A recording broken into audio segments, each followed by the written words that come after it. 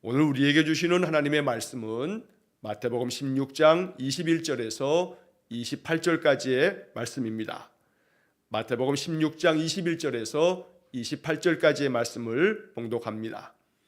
이때로부터 예수 그리스도께서 자기가 예루살렘에 올라가 장로들과 대제사장들과 서기관들에게 많은 고난을 받고 죽임을 당하고 제3일에 살아나야 할 것을 제자들에게 비로소 나타내시니 베드로가 예수를 붙들고 항변하여 이르되 주여 그리 마옵소서 이 일이 결코 주께 미치지 아니하리이다. 예수께서 돌이키시며 베드로에게 이르시되 사탄아 내 뒤로 물러가라. 너는 나를 넘어지게 하는 자로다.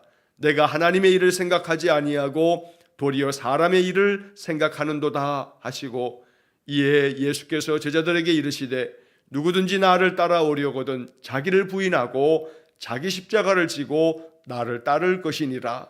누구든지 제 목숨을 구원하고자 하면 잃을 것이요 누구든지 나를 위하여 제 목숨을 잃으면 찾으리라.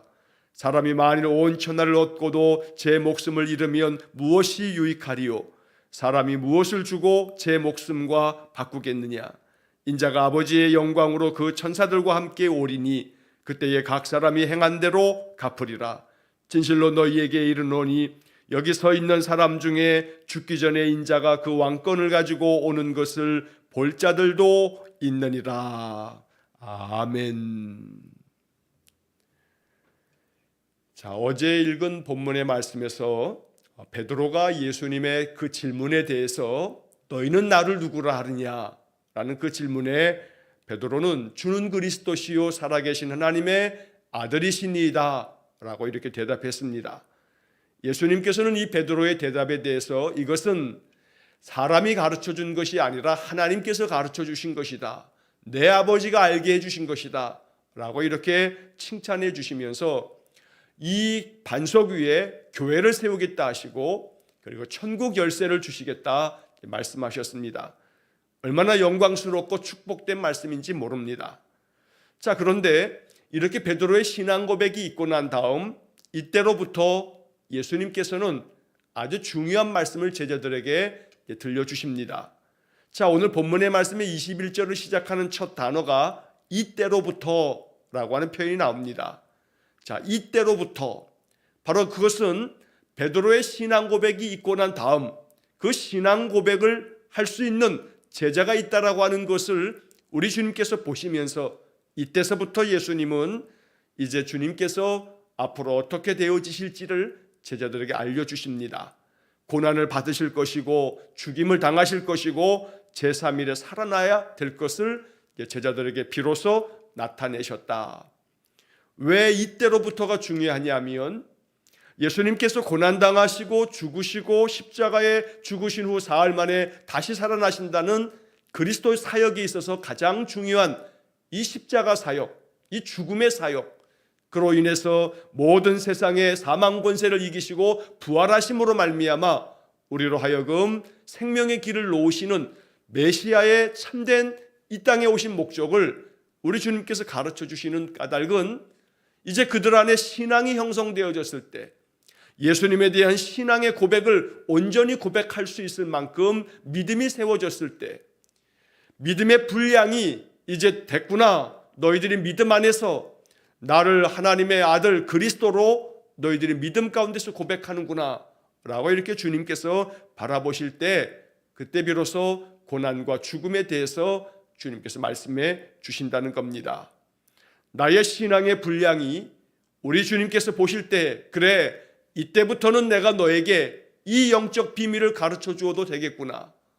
그 영적 비밀은 다름 아닌 고난과 죽임 당함과 제3일에 살아나게 된다는 예수 그리스도의 가장 중심된 그 사역을 제자들에게 알려주시더라는 겁니다.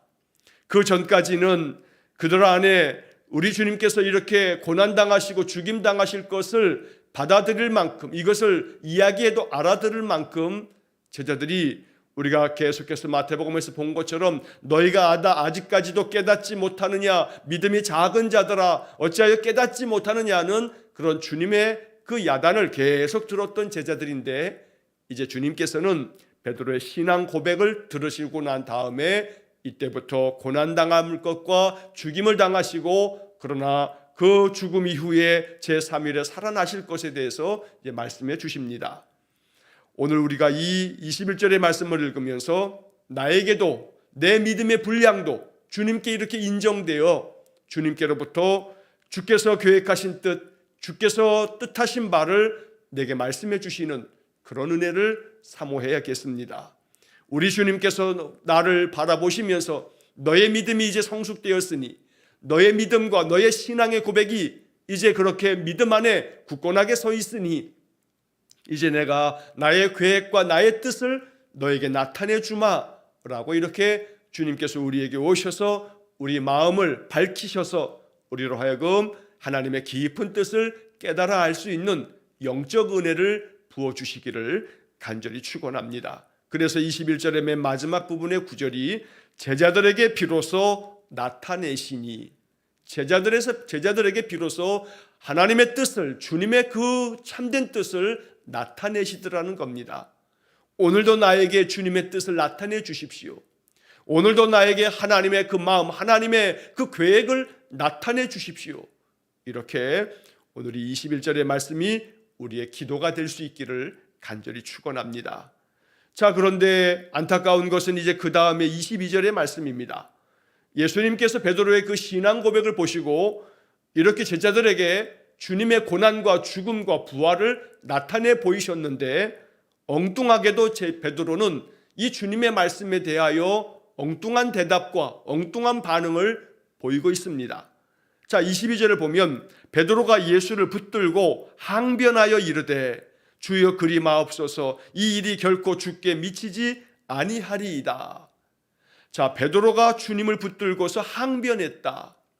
예전에 개역 성경에서는 예수님을 붙들고 간하여 이르되라고 해서 주님께 이렇게 간청하듯이 말하는 것처럼 번역을 해놨는데 이 개역개정 성경에서는 좀 더 원문에 가깝게 번역을 하면서 항변했다라고 이렇게 번역을 해놓고 있습니다. 베드로가 주님 말씀을 듣고 주님을 붙들고서 항변했다. 근데 사실 이 항변하여라고 하는 번역도 좀 더 뉘앙스를 더 살리려면 좀 더 강하게 번역하는 것이 좀 필요합니다. 이 항변하여라고 하는 이 말에 원래 신약 성경이 헬라어 성경인데 헬라어로 되어 있는데 이 항변하여라고 하는 이 단어는 이 헬라어 성경을 보게 되면 에피티마오라고 하는 단어가 사용되어 있습니다.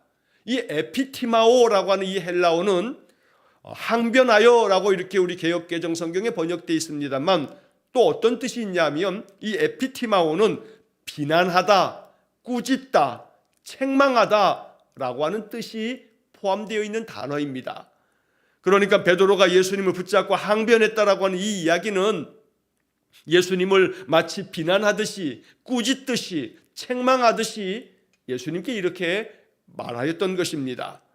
주여 그리 마옵소서 이 일이 결코 주께 미치지 아니하리이다. 자, 새번역 성경의 번역을 보면 주님 안 됩니다. 절대로 이런 일이 주님께 일어나서는 안 됩니다. 이렇게 번역을 해놓았습니다. 그리고 새번역 성경은 이 항변하여라고 하는 이 표현을 새번역은 이렇게 번역합니다. 예수께 대들었다. 예수님께 대들었다라고 새번역 성경은 번역하고 있습니다. 이렇게 베드로가 예수님께서 고난 당하시고 죽임 당하시고 십자가에 그 죽고 난 후에는 3일 만에 부활하실 것에 대한 말씀을 들려주실 때 항변하며 비난하듯이 꾸짖으며 마치 책망하듯이 그렇게 예수님께 대들었다는 겁니다. 안 됩니다. 절대로 이런 일이 주님께 일어나서는 안 됩니다. 이게 새번역 성경의 번역입니다. 이 번역을 생각해 본다면 우리는 지금 22절의 말씀에 이 상황을 충분히 마음속에 이렇게 그림을 그리듯이 그려볼 수가 있습니다. 자, 이러한 베드로의 태도 안에는 베드로의 마음속에 이렇게 성령의 감동이 되어서 신앙 고백을 하긴 했지만 여전히 베드로의 마음 한 구석에는 예수님께서 그냥 죽임을 당하시다니 말도 안 돼. 예수님은 우리의 구세주가 되셔서 우리 인생의 모든 것들을 해결해 주시는 능력의 주님이신데 고난을 당하신다니 또 죽임을 당하시다니 이건 절대로 있을 수 없어 라고 이렇게 베드로는 생각하였던 겁니다. 다시 말하면 베드로의 마음속에는 여전히 자기가 바라고 자기가 원하는 그리스도의 모습이 있었던 겁니다. 예수 그리스도 메시아는 이 땅에 오셔서 모든 자들을 구원하여 줄 자이고, 그 구원이라고 하는 것은 바로 이 땅에서 우리들의 정치적인 그 속박당하는 삶을 해방시켜 주실 뿐만 아니라 참으로 곤핍하고 가난한 삶을 부욕해 만들어 주시고, 병들고 상한 것들을 다 고쳐주실 뿐만 아니라 우리 인생의 모든 문제들을 다 해결해 주시는 그러한 전능자처럼 메시아 그리스도를 그리고 있었던 겁니다. 그런데 예수님 말씀은 참으로 베드로의 마음속에 절대로 일어나서는 안 됩니다. 고난을 당하시다니요, 메시아 그리스도께서 죽임을 당하시다니요, 이건 있을 수 없는 일입니다 라고 베드로는 주장하였던 겁니다. 믿음을 가지고 있어도, 신앙 고백을 깊이 신앙 고백할 수 있어도 마음 한구석에 베드로처럼 내가 바라고 원하는 예수님, 나는 이러한 예수님이 필요해, 나에게는 이런 예수님이었으면 좋겠어 라고 하는 그런 마음들이 우리 마음 한켠에 이렇게 자리 잡고 있는지 모릅니다. 나는 예수님께서 이러한 예수님이시면 좋겠어, 예수님이 나에게 이러한 일들을 해주시는 분이면 좋겠어 라고 하는 나의 기대, 나의 소망이 있다는 겁니다. 그러다 보면 나의 소망, 나의 기대를 해결해 주시지 않으시면 내 기대와는 다른 방향으로 내가 바라고 원하는 것과는 전혀 다른 결과가 만들어지듯이 주님께서 그렇게 내게 대하신다면, 그러면 베드로처럼 어쩌면 우리도 예수님 붙들고 바로 에피티마오, 비난하고 꾸짖고 또 책망하는 그런 모습으로 주님께 대들 수 있다는 겁니다. 그래서 우리는 이 말씀을 읽으면서 이제 그 다음 예수님께서 베드로에게 들려주신 이 말씀 속에서 아주 깊은 영적 깨달음을 얻을 수 있어야 합니다. 예수께서 돌이키시며 베드로에게 이르시되 사탄아, 내 뒤로 물러가라, 너는 나를 넘어지게 하는 자로다. 내가 하나님의 일을 생각하지 아니하고 도리어 사람의 일을 생각하는도다. 자, 이 예수님의 대답, 이 말씀을 들을 때에 그 뒷부분에 보면 네가 하나님의 일을 생각하지 아니하고 도리어 사람의 일을 생각하는도다.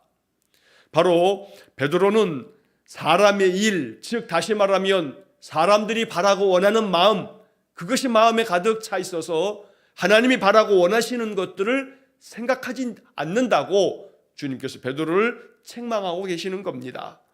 하나님의 일을 생각하기보다는 사람의 일을 생각한다는 것은, 즉 하나님이 바라고 원하시는 것보다는 사람이 바라고 원하는 것에만 초점을 맞추고 있는 그런 베드로의 모습에 대해서 예수님이 이 말씀으로 그를 가르치고 있는 것입니다.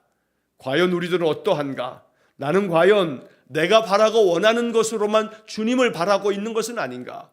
내가 이루기를 원하는 것들, 나에게 행해지시기를 바라는 것들을 내 마음속에 가득 가지고 그렇게 주님을 만나고 있는 것은 아닌가? 주님, 나의 이런 문제들을 해결해 달라고 요청하는 것, 간청하는 것 필요합니다. 꼭 있어야 합니다.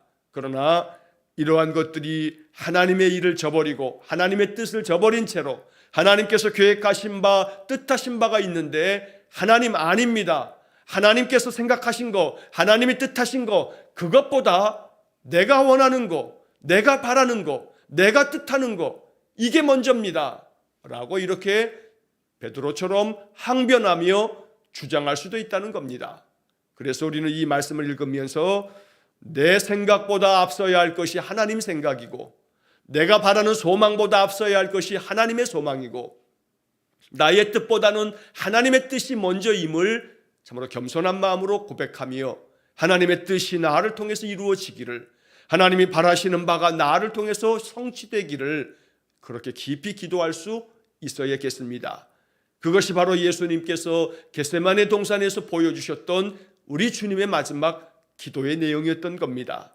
내가 바라고 원하는 것은 이 잔이 내게서 옮겨지는 것을 내가 원합니다. 그러나 나의 원대로 마시고 아버지의 원대로 되기를 원한다는 그 예수님의 기도가 바로 이 베드로에게 주님 말씀하신 이 말씀에 하나님의 일을 생각하지 아니하고 도리어 사람의 일을 생각하는도다, 베드로를 향한 이 책망의 말씀 속에 주님의 뜻이 담겨져 있다는 겁니다. 날마다 하나님의 일을 더 깊이 생각하고 내 계획과 내 생각 하나님 앞에 고하며 하나님 앞에 이것을 참으로 간절함으로 기도하지만, 그러나 그 모든 것들 속에서도 하나님께서 원하시는 바가 내 삶에 이루어지기를, 궁극적으로 내게 이루어져야 할 것은 하나님이 뜻하신 바가 내 삶에서 펼쳐지기를 그렇게 기도할 줄 아는 보다 더 성숙한 믿음의 삶이 될 수 있기를 간절히 축원합니다. 심지어 예수님은 베드로에게 사탄아 내 뒤로 물러가라 라고까지 말씀하십니다. 베드로가 사탄이라는 얘기가 아니고 베드로가 지금 사탄에게 그저 미혹되어서 사탄이 주는 생각, 사탄이 주는 마음, 마치 가룟 유다의 마음속에 예수를 팔 생각을 마귀가 집어넣었다는 말씀처럼 베드로의 마음 가운데 바로 이렇게 주님의 뜻을 저버린 채로 하나님의 일은 생각지 아니하고 사람의 일만 생각하는 그런 마음을 이 베드로가 고스란히 나타내었기 때문에 예수님이 이렇게 말씀하신 것입니다. 그래서 우리는 이 23절의 말씀을 통해서 주님께서 베드로에게 사탄아 내 뒤로 물러가라, 바로 그 베드로 가운데 역사했던 사탄, 바로 그것은 하나님의 일을 생각지 아니하고 도리어 사람의 일만을 생각하는 것, 그래서 결국 하나님의 뜻을 저버리려는 그 방향으로 나아가는 것, 이게 바로 사탄이 우리에게 행하는 그 사탄의 간계임을 알아야 하는 겁니다. 사탄의 간사한 계획을 알아차리는 영적 분별력이 있기를 간절히 축원합니다. 예수님께서는 베드로에게 너는 나를 넘어지게 하는 자로다 라고 이렇게 말씀하셨습니다. 우리가 수요 예배 때 바로 시험을 이기는 삶에 대한 이야기를 할 때 사탄이 우리를 공격하는 그 공격 중에 바로 이 베드로의 이야기를 지지난 시간에 말씀을 함께 나눈 적이 있습니다.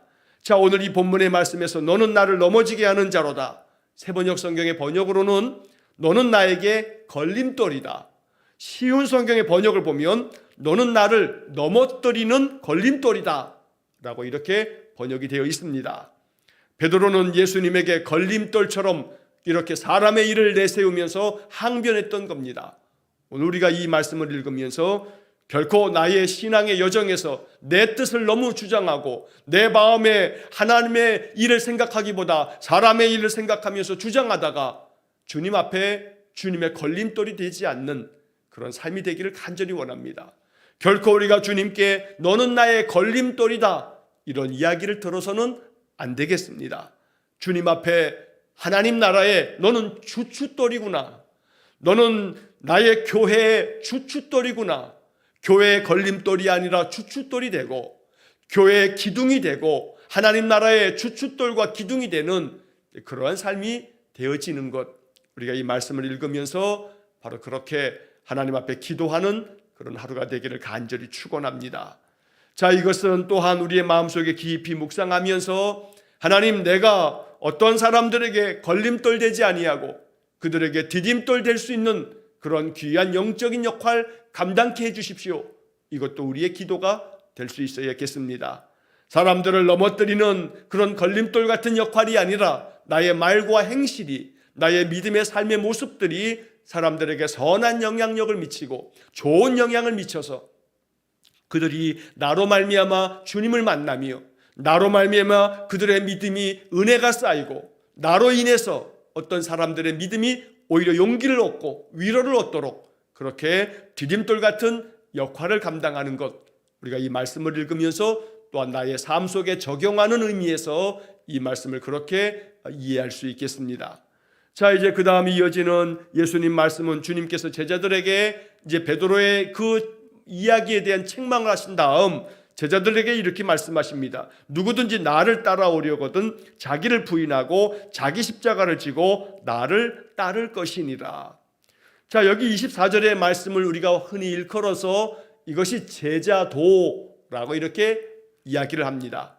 자, 제자도라고 하는 것은 제자로서 살아가는 삶의 그 가장 중심된 정신, 제자로서 사는 삶의 그 마음에 아름답게 세워져야 할 목적, 이 제자도라고 부르는데 오늘 이 주님의 이 말씀 24절의 말씀은 성도들이 날마다 마음속에 새겨두어야 할 우리 신앙의 가장 궁극적인 그런 목적이 되어야 합니다. 다시 말하면 우리가 예수를 믿는 까닭은 이 세상에서 잘 살기 위해서, 이 세상에서 그저 하나님 복을 누리며 살아가는 것, 이것만 예수를 믿는 목적이 아닙니다. 예수 믿는 참된 목적은 바로 제자도를 이루는 것입니다. 누구든지 나를 따라오려거든, 바로 이 말씀처럼 나를 따르라고 지금 말씀하는 겁니다. 나를 따르는 자들, 내 뒤를 따라서 제자의 길을 걸어가는 사람들, 바로 그러한 사람들에게 주시는 이 말씀은 바로 모든 성도들이 들어야 할 바로 주님의 말씀입니다. 자기를 부인하고 자기 십자가를 지고 나를 따르라고 주님 말씀하십니다. 여기 한 말씀 한 말씀을 우리 마음 깊이 묵상할 수 있어야겠습니다.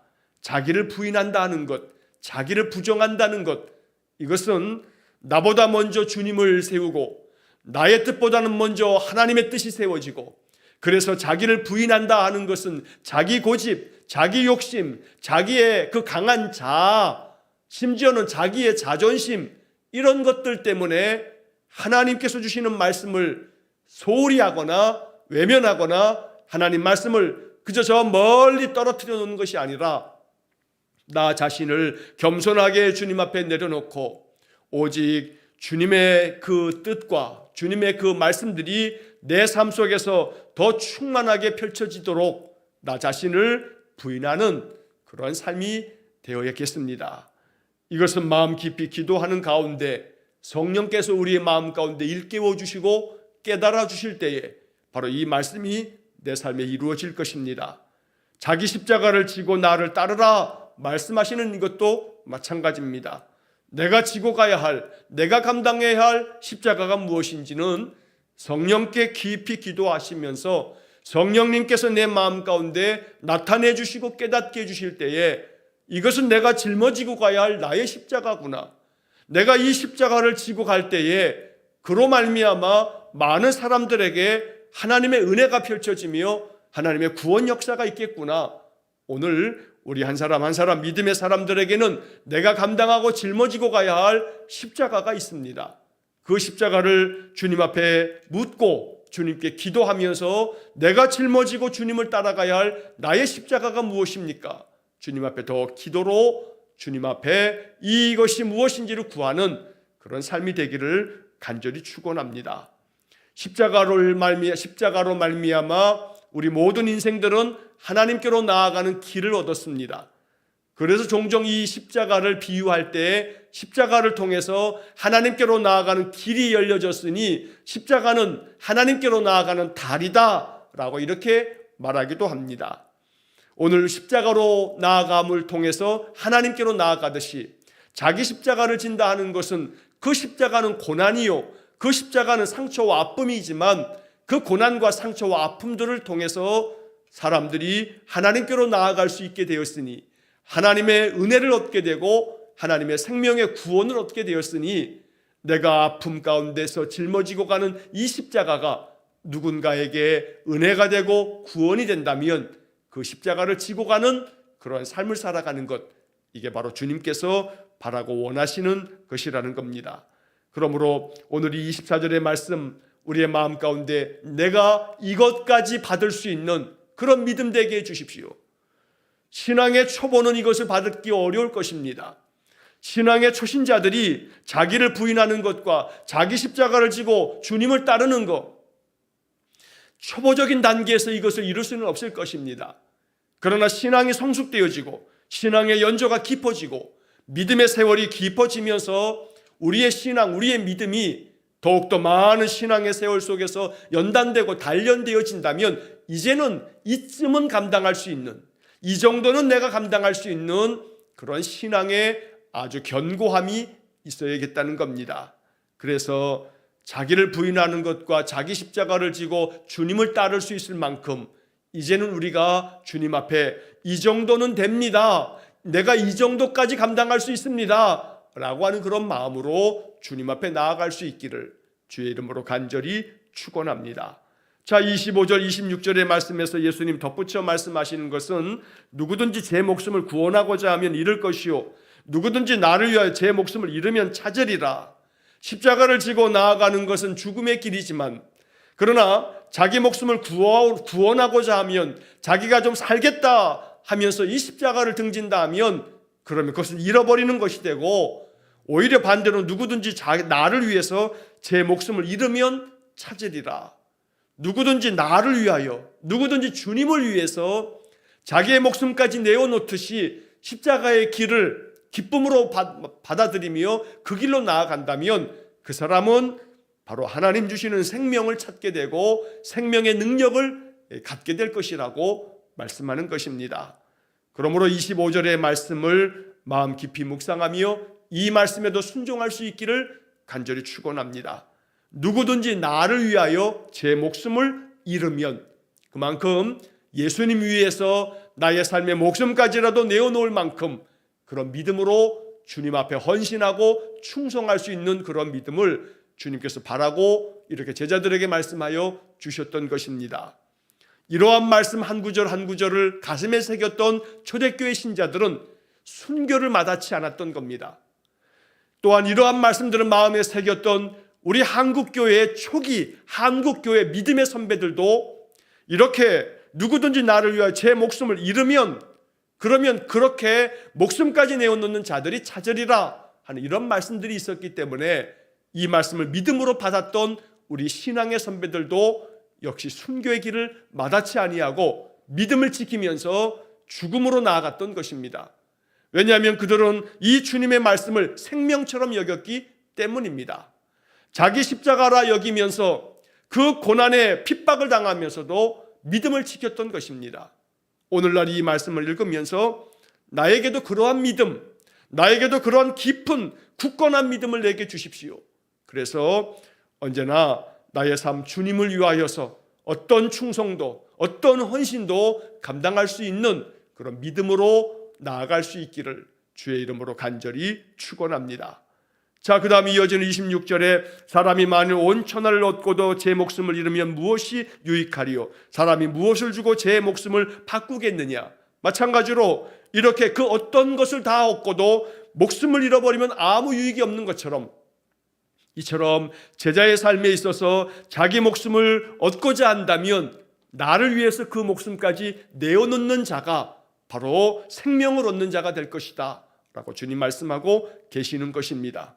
어떤 것과도 바꿀 수 없는 주님의 은혜, 주께서 주시는 능력의 삶, 생명의 삶을 살기 위해서 언제나 주님을 따르는 그러한 신실한 제자의 삶이 될 수 있기를 간절히 축원합니다.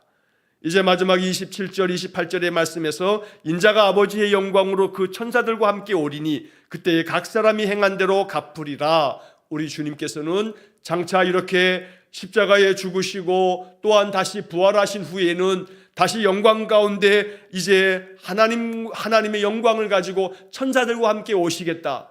바로 이것은 주님의 재림을, 주님의 다시 한번 이 땅에 오실 강림하심을 예언하고 계시는 말씀이기도 합니다. 그리고 이렇게 다시 천사들과 함께 이 땅에 오실 주님께서는 각 사람의 행한 대로 심판하실 것을 또한 말씀하십니다. 그리고 마지막 28절의 말씀에서는 여기 서 있는 사람 중에 죽기 전에 인자가 왕권을 가지고 오는 것을 볼 자도 있느니라 라고 말씀하시므로 주의 강림하심이 이 땅에 이루어지는 것을 볼 자들이 있다 말씀하였던 겁니다. 사실 이 28절의 말씀은 초대교회에서 참 많은 어려움을 가졌던 말씀이기도 합니다. 왜냐하면 예수님이 이렇게 말씀하셨으니 예수님의 말씀을 들었던 사람들이 죽기 전에 예수님께서 다시금 강림하실 것이라, 재림하실 것이라 라고 이렇게 생각을 했습니다. 그래서 주님의 재림이 멀지 않았다, 우리가 죽기 전에 주님은 반드시 재림할 것이다, 이렇게 생각을 했던 겁니다. 이 말씀을 자기들의 육신의 생명이 다하기 전까지 주님 오실 것이라고 임박한 재림, 이러한 믿음을 가졌던 겁니다. 그러나 주님께서 더디 오시면서 많은 초대교회 성도들에게는 신앙에 많은 의혹이 생겼습니다. 주님은 분명히 여기 서 있는 사람 중에 죽기 전에 인자가 왕권을 가지고 오는 것을 볼 자도 있다 했는데 주님께서 재림하시는 것이 계속 지연되어지면서 초대교회 신자들의 믿음이 흔들렸던 겁니다. 그래서 베드로는 베드로서를 통해서 이 문제를, 이 말씀들에 대한 영적인 해석을 우리에게 알려주었던 겁니다. 주께는 천년이 하루 같고 하루가 천년 같으며 또한 주님께서 이 땅에 오심은 더 많은 이들을 구원코자 하는 하나님의 오랜 기다리심이라고 베드로는 가르쳐 주었던 것입니다. 그러나 오늘 이 본문의 말씀, 주께서 왕권을 가지고 이 땅에 온다라고 하는 것은 성령의 강림하심을 통해서 우리에게 이루어진 것으로 이 말씀이 해석될 수 있는 것입니다. 바로 예수 그리스도께서 가시면서 보혜사 성령을 보내주시겠다는 약속이 성취되어지므로 사실 이 말씀, 인자가 왕권을 가지고 온다 하신 이 말씀은 성령 하나님으로 오심은 바로 예수 그리스도 또 성령께서 바로 하나님과 더불어 삼위일체 하나님이시기 때문에 인자가 왕권을 가지고 온다 하는 것은 성령의 임재하심을 통해서 성취되어지는 말씀으로도 이 말씀을 해석할 수 있는 것입니다. 바라고 원하기는 우리 주님께서 왕권을 가지고 오신다 했습니다. 그러므로 성령님 내게 오셔서 주의 그 다스림으로 왕권을 행사하심으로 나의 모든 삶 속에 하나님의 나라가 펼쳐지는 그런 복을 내려 주십시오. 이렇게 기도하면서 주의 말씀 따라 살아가는 신실한 제자가 되시기를 주의 이름으로 간절히 축원합니다. 기도하겠습니다. 사랑과 자비가 풍성하신 하나님, 베드로의 신앙 고백이 있고서 비로소 우리 주님께서 고난과 죽음과 다시 살아나실 부활을 말씀하시며 나타내신 것처럼 나의 믿음이 이제 주님께서 인정되어지는 믿음까지 나아가 주님께서 하나님 나라의 비밀을 나타내 보여주시는 은혜를 얻기를 원합니다. 또한 간절히 원하오니 결코 주님께 걸림돌 되지 아니하고 오히려 주님 나라에 주춧돌 되어지는 우리 성도들 되기를 간절히 원하오니 우리 성도들의 믿음이 제자의 도를 온전히 따르는 신실한 믿음이 되어서 오직 우리 주님을 위하여 자기를 부인하며 자기 십자가를 지고 주님을 따를 수 있는 더욱더 깊은 성숙한 믿음을 허락하여 주옵소서. 오늘도 한날의 삶을 주님께 의탁합니다. 주님과 동행하는 복된 하루가 되어지도록 역사하여 주옵소서. 예수님 거룩하신 이름으로 기도하옵나이다. 아멘. 우리 구주 예수 그리스도의 은혜와 하나님 아버지의 극진하신 사랑과 성령의 교통하심이 날마다 주님 나라의 주춧돌 되어 주의 영광을 드러내는 신실한 제자 되기를 원하는 우리 귀한 믿음의 성도들 위해와 저들 가정과 온 가족들 위해 우리 성도들의 모든 인생의 삶 속에 영원토록 함께 하시길 축원하옵나이다. 아멘.